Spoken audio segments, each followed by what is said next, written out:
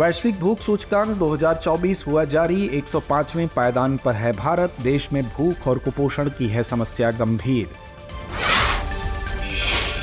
Chemistry के Nobel का हुआ ऐलान। डेविड बेकर, डेमिस हसाबिस और जॉन जम्पर को मिला पुरस्कार। कंप्यूटेशनल प्रोटीन डिजाइन और प्रोटीन संरचना की भविष्यवाणी के लिए दिया गया है पुरस्कार। केंद्रीय उपभोक्ता संरक्षण प्राधिकरण ने ग्रीन वॉशिंग के लिए जारी किया दिशा निर्देश। उपभोक्ताओं को सही और प्रमाणित मिल सकेगी जानकारी। कंपनियां नहीं कर सकेंगी अब भ्रामक प्रचार। लेह में खगोलीय घटना आई सामने। वैज्ञानिकों ने की अरोरा होने की पुष्टि। हेनले वेधशाला से देखी गई थी घटना। केंद्र सरकार का बड़ा ऐलान। वायनाड में स्थापित होगा एक्स बैंड रडार। बाढ़ और भूस्खलन जैसी आपदाओं से निपटने की देगा जानकारी।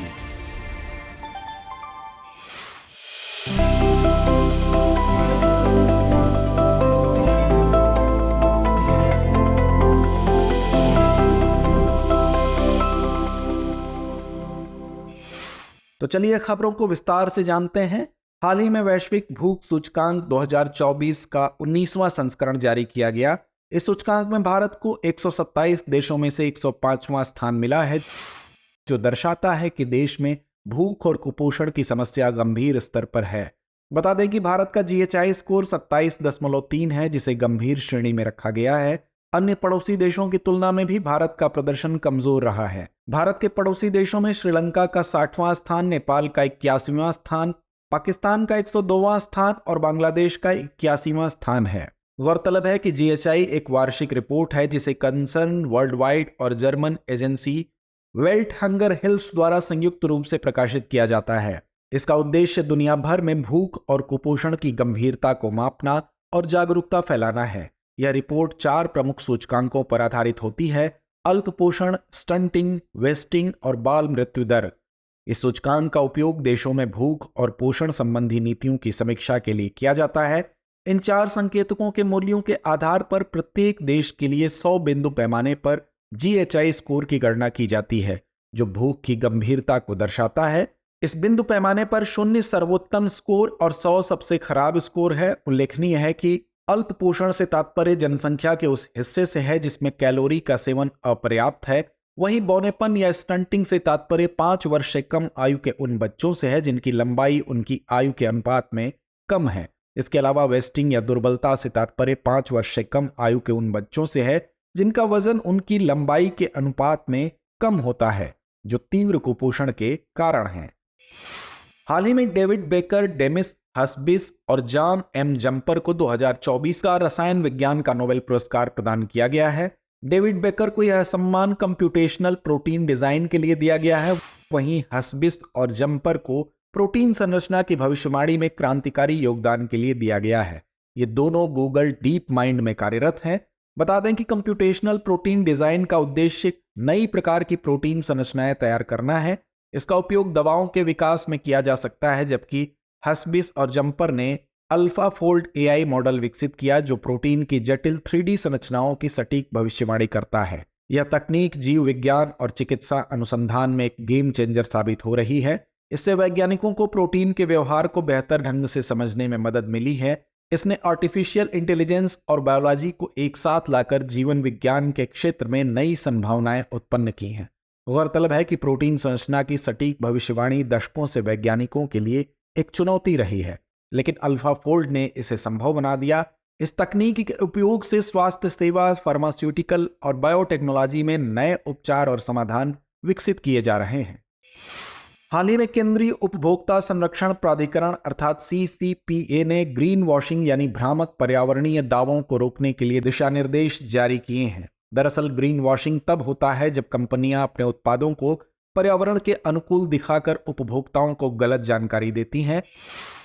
इन नए दिशा निर्देशों का उद्देश्य उपभोक्ताओं को सही और प्रामाणिक जानकारी देना है।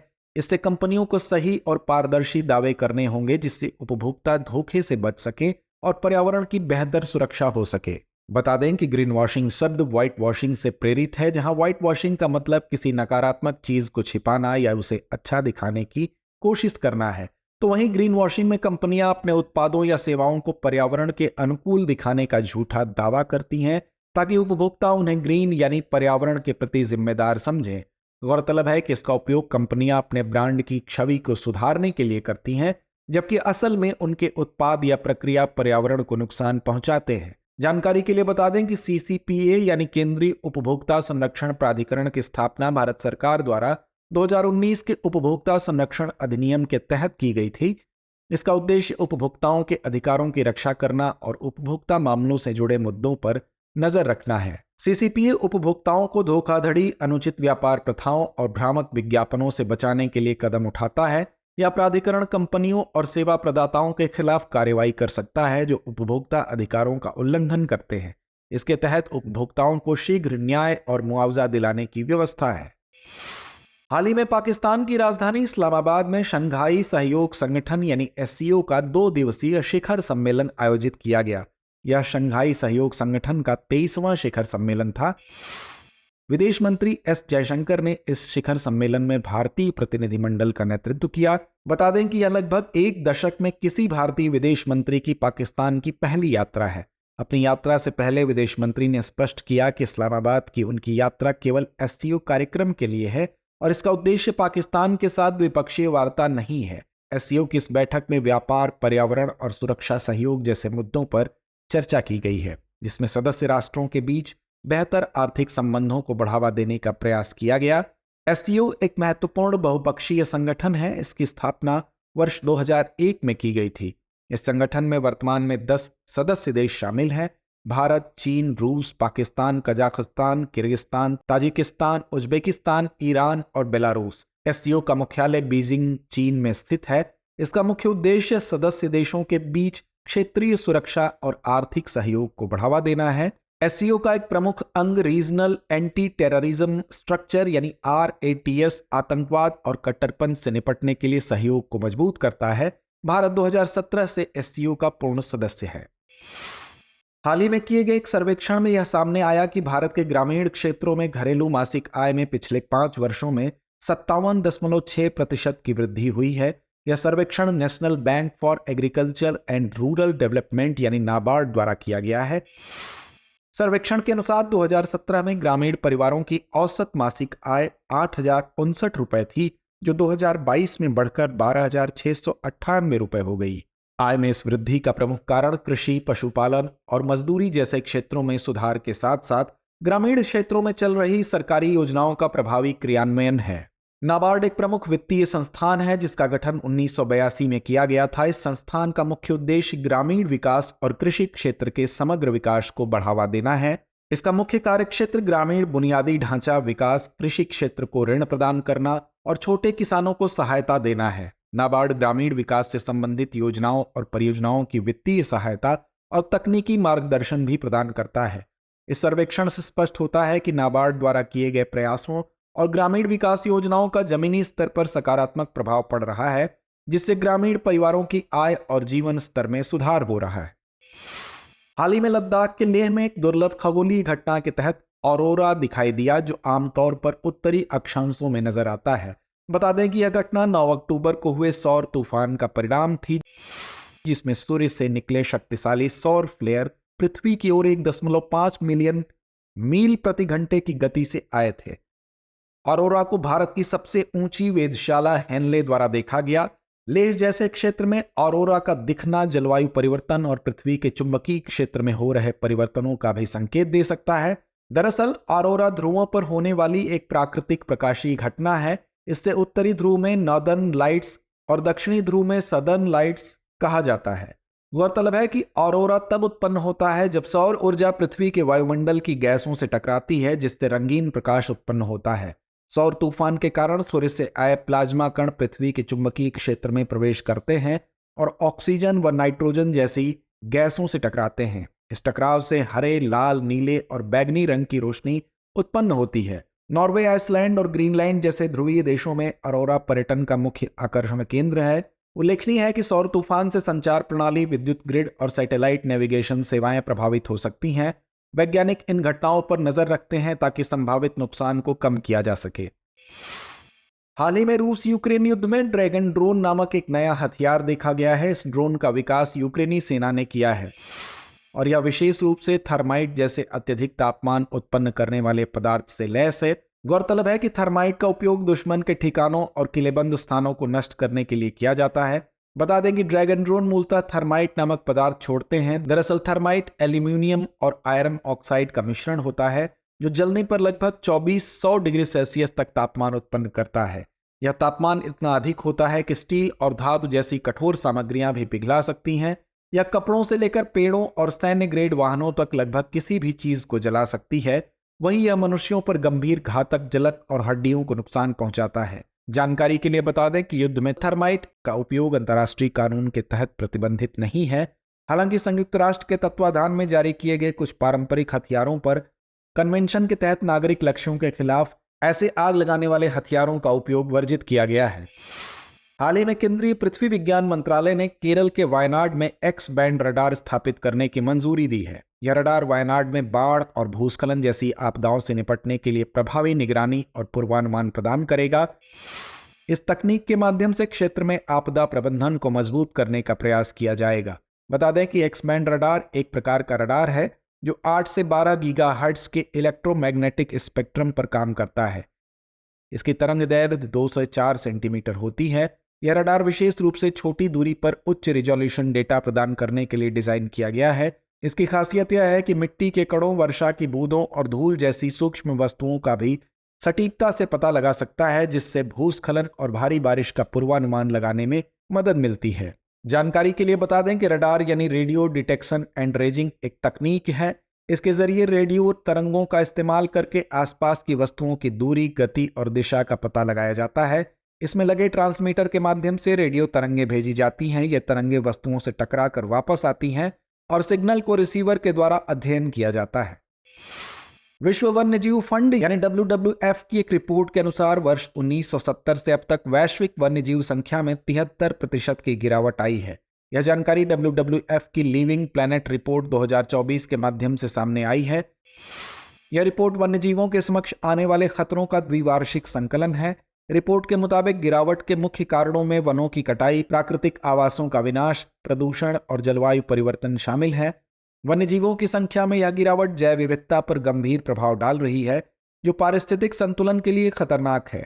इसका प्रभाव न केवल वन्यजीवों बल्कि पूरी मानव जाति पर पड़ता है, क्योंकि पारिस्थितिक तंत्र की स्थिरता मानव अस्तित्व के लिए अत्यंत आवश्यक है। उल्लेखनीय है कि विश्व वन्यजीव फंड एक अंतर्राष्ट्रीय गैर सरकारी संगठन है जिसकी स्थापना 1961 में की गई थी। इसका उद्देश्य वन्यजीवों की रक्षा और पर्यावरण संरक्षण को बढ़ावा देना है। WWF मुख्य रूप से वन्यजीवों के संरक्षण, जलवायु परिवर्तन के प्रति जागरूकता और प्राकृतिक संसाधनों के संरक्षण पर काम करता है। यह संगठन विभिन्न देशों के साथ मिलकर उन नीतियों और कार्यक्रमों को लागू करने का प्रयास करता है जो वन्यजीवों की संख्या को स्थिर करने और उनके प्राकृतिक आवासों की रक्षा करने में मदद कर सके। WWF का कार्य वैश्विक पर्यावरण संरक्षण की दिशा में एक महत्वपूर्ण कदम है। हाल ही में नई दिल्ली में अंतर्राष्ट्रीय सौर गठबंधन यानी ISA की सभा के 7वें सत्र का उद्घाटन किया गया। इस सत्र में वैश्विक सौर ऊर्जा समाधानों को बढ़ावा देने और सौर ऊर्जा के उपयोग को व्यापक बनाने पर चर्चा की गई। बता दें कि अंतर्राष्ट्रीय सौर गठबंधन सभा अंतर्राष्ट्रीय सौर गठबंधन का सर्वोच्च निर्णय लेने वाला निकाय है, जिसका प्रतिनिधित्व प्रत्येक सदस्य देश करते हैं। यह निकाय ISA के रूपरेखा समझौते के कार्यान्वयन तथा इसके उद्देश्य को प्राप्त करने के लिए काम करता है। वहीं सभा महत्वपूर्ण विषयों पर विचार विमर्श करती है। इसकी बैठक ISA के मुख्यालय में मंत्री स्तरीय स्तर पर प्रतिवर्ष आयोजित की जाती है। यह सौर ऊर्जा की तैनाती, प्रदर्शन, विश्वसनीयता, लागत और वित्त के पैमाने के संदर्भ में कार्यक्रमों और अन्य गतिविधियों के समग्र प्रभाव का आकलन करता है। गौरतलब है कि ISA फ्रेमवर्क समझौते पर 120 देशों ने हस्ताक्षर किए हैं। जानकारी के लिए बता दें कि ISA यानी अंतर्राष्ट्रीय सौर गठबंधन का गठन 2015 में पेरिस में आयोजित COP21 के सम्मेलन में किया गया था। यह सौर ऊर्जा प्रौद्योगिकियों के बढ़ते उपयोग के लिए कार्य उन्मुख सदस्य संचालित सहयोगात्मक मंच है। इसका मुख्यालय भारत के गुरुग्राम में स्थित है। तो फिलहाल के लिए अब इतना ही। खबरों से जुड़े 5 सवालों पर डालते हैं एक नजर। वैश्विक भूख सूचकांक 2024 के संदर्भ में निम्नलिखित कथनों पर विचार कीजिए। पहला, इस सूचकांक में भारत को 127 देशों में से 105वां स्थान मिला है। दूसरा, यह सूचकांक कंसर्न वर्ल्ड वाइड और German agency belt hunger half द्वारा संयुक्त रूप से जारी किया जाता है। तीसरा, इस वर्ष भारत के पड़ोसी देश पाकिस्तान को सूचकांक में 95वां स्थान मिला है। उपर्युक्त में से कितने कथन सही है या हैं? विकल्प ए केवल 1, विकल्प बी केवल 2, विकल्प सी सभी 3 या विकल्प डी इनमें से कोई नहीं। ग्रीन वॉशिंग के संदर्भ में निम्नलिखित कथनों पर विचार कीजिए। पहला, यह वह प्रक्रिया है जिसमें कंपनियां पर्यावरण अनुकूल उत्पाद बनाने पर ध्यान केंद्रित करती हैं। दूसरा, इसके तहत कंपनियां पर्यावरणीय दावों को बढ़ा चढ़ाकर प्रस्तुत करती हैं।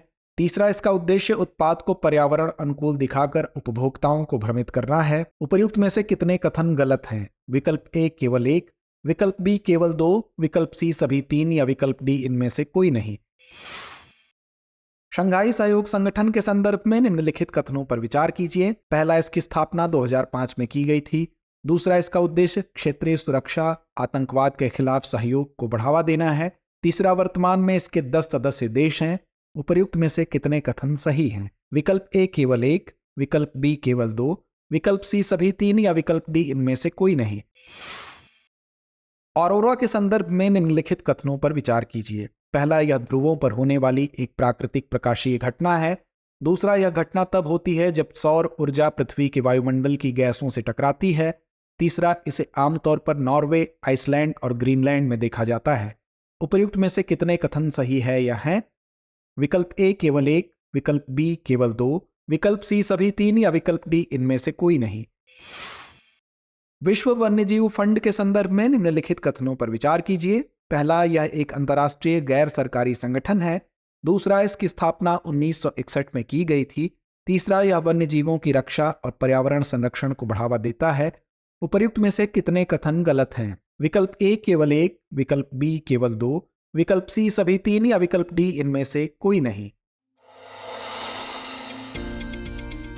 हाल ही में भारत ने लद्दाख के हानले में एशिया का सबसे बड़ा टेलीस्कोप स्थापित किया है। इस दूरबीन का पूरा नाम मेजर एटमॉस्फेरिक चेरेनकोव एक्सपेरिमेंट यानी MACE है। यह दुनिया में सबसे ऊंचाई पर स्थित टेलीस्कोप है, जिसकी ऊंचाई लगभग 4300 मीटर है। इस परियोजना का नेतृत्व भाभा परमाणु अनुसंधान केंद्र ने किया, जिसमें इलेक्ट्रॉनिक्स कॉरपोरेशन ऑफ इंडिया और अन्य भारतीय उद्योगों का भी सहयोग है। बता दें कि MACE टेलीस्कोप का मुख्य उद्देश्य उच्च ऊर्जा गामा किरणों का अध्ययन करना है, जिससे वैज्ञानिक ब्रह्मांड के रहस्यमयी घटनाओं जैसे ब्लैक होल और सुपरनोवा को समझने में मदद करेंगे। हाल ही में केरल के तिरुवनंतपुरम में एक व्यक्ति में म्यूरिन टाइफस संक्रमण की पुष्टि हुई है। यह बीमारी संक्रमित पिस्सुओं के माध्यम से फैलती है और इसका मुख्य कारण रिकेट्सिया टाइफी नामक बैक्टीरिया होता है। यह बीमारी सामान्यतः उष्णकटिबंधीय क्षेत्रों में पाई जाती है। संक्रमित पिस्सू द्वारा काटे जाने पर या उसके मल के संपर्क में आने से संक्रमण होता है। उल्लेखनीय है कि म्यूरिन टाइफस एक व्यक्ति से दूसरे व्यक्ति में या एक व्यक्ति से पिस्सू में नहीं फैलता है। यदि समय पर इलाज न किया जाए तो यह बीमारी गंभीर हो सकती है, जिससे अंगों की कार्यक्षमता प्रभावित होती है। हाल ही में INS तीर और प्रथम प्रशिक्षण स्क्वाड्रन के ICGS वीरा बहरीन के मनामा बंदरगाह पर पहुंचे। बता दें कि INS तीर और प्रथम प्रशिक्षण स्क्वाड्रन की यह यात्रा फारस की खाड़ी में लंबी दूरी की प्रशिक्षण तैनाती को जारी रखने के लिए की गई है। इसके अलावा एक अन्य बंदरगाह यात्रा में प्रथम प्रशिक्षण स्क्वाड्रन का INS शार्दुल UAE के दुबई के पोर्ट राशिद में प्रवेश कर गया। गौरतलब है कि बहरीन और UAE में प्रथम प्रशिक्षण स्क्वाड्रन की तैनाती का उद्देश्य न केवल समुद्री प्रशिक्षुओं को विभिन्न नौसेना प्रशिक्षण गतिविधियों से परिचित कराना है, बल्कि सामाजिक, राजनीतिक, सैन्य और समुद्री संबंधों को भी आगे बढ़ाना है। भारतीय निशानेबाज सोनम उत्तम मस्कर ने 2024 ISSF विश्व कप में 10 मीटर एयर राइफल स्पर्धा में रजत पदक जीता है। यह प्रतियोगिता दिल्ली में आयोजित की गई थी, जिसमें उन्होंने 252.9 का प्रभावशाली स्कोर बनाया। हालांकि वह स्वर्ण पदक से केवल 0.9 अंक से पीछे रह गई, जिसे चीन की यूटिंग हुआंग ने जीता। इस विश्व कप में 37 देशों के 131 शीर्ष निशानेबाजों ने हिस्सा लिया, जिसमें कई ओलंपिक और विश्व चैंपियन शामिल थे। बता दें कि भारत की ओर से इस प्रतियोगिता में 23 प्रतिष्ठित खिलाड़ियों ने हिस्सा लिया था। हाल ही में भारत की प्रमुख वैज्ञानिक शुभा टोले को इंटरनेशनल ब्रेन रिसर्च ऑर्गेनाइजेशन की अध्यक्ष के रूप में निर्वाचित किया गया है। यह संगठन न्यूरोसाइंस को वैश्विक स्तर पर बढ़ावा देने के लिए काम करता है। बता दें कि शुभा टोले इस पद को संभालने वाली विकासशील देशों की पहली महिला हैं। वह Tata institute of fundamental research में कार्यरत हैं और अपने शोध के लिए कई पुरस्कारों से सम्मानित हो चुकी हैं। उनकी रिसर्च मुख्य रूप से मस्तिष्क के विकास और न्यूरल नेटवर्क पर केंद्रित है, जो अल्जाइमर जैसी बीमारियों के बेहतर इलाज के लिए अहम योगदान दे सकती है। हाल ही में केंद्रीय संचार मंत्री ने विश्व दूरसंचार मानकीकरण सभा के दौरान अंतर्राष्ट्रीय 6G संगोष्ठी का उद्घाटन किया। इस संगोष्ठी में 6G प्रौद्योगिकी के विकास और मानकीकरण पर चर्चा हुई। भारत का लक्ष्य 6G तकनीक में वैश्विक नेतृत्व हासिल करना और इस क्षेत्र में महत्वपूर्ण योगदान देना है। यह कार्यक्रम भारत 6G अलायंस द्वारा आयोजित किया गया है। बता दें कि भारत 6G अलायंस भारतीय उद्योग, शिक्षा, राष्ट्रीय अनुसंधान संस्थानों और मानक संगठनों की एक सहयोगी पहल है। इस पहल के माध्यम से भारत का उद्देश्य 6G मानकीकरण में महत्वपूर्ण पेटेंट में योगदान देना है। इसके अलावा 6G तकनीक को लेकर स्थानीय और वैश्विक स्तर पर प्रगति को प्रदर्शित करना है, जो भविष्य की दूरसंचार दुनिया को प्रभावित करेगी। हाल ही में प्रधानमंत्री ने भारत के पूर्व राष्ट्रपति डॉक्टर APJ अब्दुल कलाम को उनकी जयंती पर श्रद्धांजलि अर्पित की। डॉक्टर कलाम को देश में मिसाइल मैन के रूप में जाना जाता है। उन्होंने विज्ञान, प्रौद्योगिकी और शिक्षा के क्षेत्र में अपना अतुलनीय योगदान दिया था। उनकी जयंती हर साल 15 अक्टूबर को मनाई जाती है। यह दिवस पूरे देश में विश्व विद्यार्थी दिवस के रूप में मनाया जाता है। गौरतलब है कि डॉक्टर कलाम छात्रों और युवाओं के प्रति विशेष स्नेह रखते थे और उन्हें प्रेरित करते थे। प्रधानमंत्री ने उनके विचारों और दृष्टिकोण को याद करते हुए उन्हें राष्ट्र निर्माण के प्रति समर्पित व्यक्ति बताया। हाल ही में खाद्य एवं कृषि संगठन ने 2024 में हैंड इन हैंड निवेश फोरम का उद्घाटन किया। बता दें कि हैंड इन हैंड पहल की शुरुआत 2019 में की गई थी। यह पहल खाद्य एवं कृषि संगठन यानी FAO का एक प्रमुख कार्यक्रम है। इसका मकसद निम्न और मध्यम आय वाले देशों में खाद्य सुरक्षा, गरीबी कम करने और समावेशी आर्थिक विकास को बढ़ावा देना है। साथ ही साझेदारी और लक्षित निवेश को भी बढ़ावा देना है। यह गरीबी उन्मूलन SDG 1, भूखमरी एवं कुपोषण को समाप्त करने SDG 2 और असमानताओं को कम करने SDG 10 के माध्यम से कृषि खाद्य प्रणालियों में परिवर्तन को गति देने के लिए राष्ट्रीय स्तर पर संचालित कार्यक्रमों का समर्थन करता है। गौरतलब है कि भारत इस पहल में शामिल नहीं हुआ है। प्रिय व्यूअर्स, हमारी टीम कोशिश करती है कि आपको दी गई खबरों में एक भी गलती ना हो, लेकिन यदि किसी सोर्स या ह्यूमन एरर की वजह से ऐसी गलती हो जाती है तो इस वीडियो के कमेंट बॉक्स में उस गलती को सुधार कर पिन कर दिया जाता है। यह आपको कमेंट बॉक्स में सबसे ऊपर दिखाई देता है। डियर व्यूअर्स, अपने एग्जाम की तैयारी को और बेहतर करने के लिए हमारे चैनल को लाइक, शेयर और सब्सक्राइब करना न भूलें।